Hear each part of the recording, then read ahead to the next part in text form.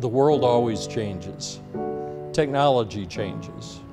A lot of times when we really need this technology the most, it's during a high-risk call that happens very, very seldom. About a month ago, we had a large truck carrying fuel crashed on I-25, an interstate.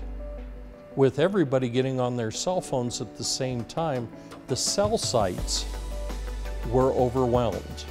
So there were signals not going through. When you have emergency responders, law enforcement, fire, EMS, public works, emergency management, you need to have a system where you can bring all these communications and all the data sharing together. And that's what we're trying to do with the FirstNet system. FirstNet is to build out network for public safety.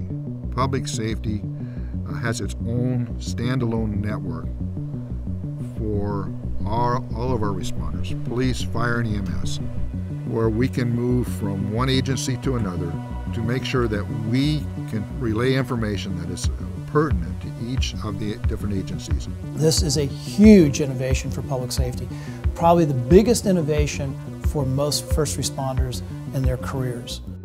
We started working on the public safety broadband network some time ago. It was a 9/11 Commission report recommendation to improve public safety communications post that incident.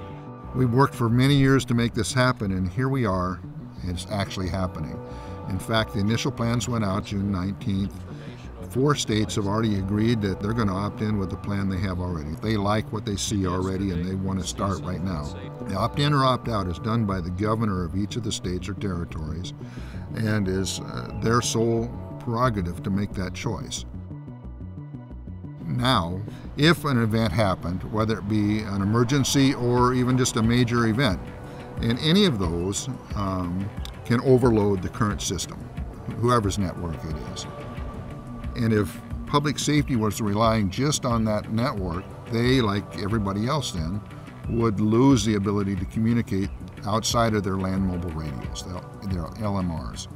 With the advent of the FirstNet project and the opportunity to opt in from the governor, AT&T has agreed to allow them to do prioritization so that all first responders have priority on the network right now over everybody else. And at the end of this year, coming into 2018 then, they will have preemption. That means they can actually turn people off if they need that spectrum for whatever event that's going on. If it's an airline into the Hudson River, when everybody's taking pictures and sending information and public safety can't get through, now they can. They'll be able to do that if New York was one of the states that had opted in already. This is just a beginning of what we're looking at in moving data and information to our personnel, our responders, so they can do a more efficient job for the public. This is the network that we as public safety ask for. By public safety, for public safety, and just what we ask for.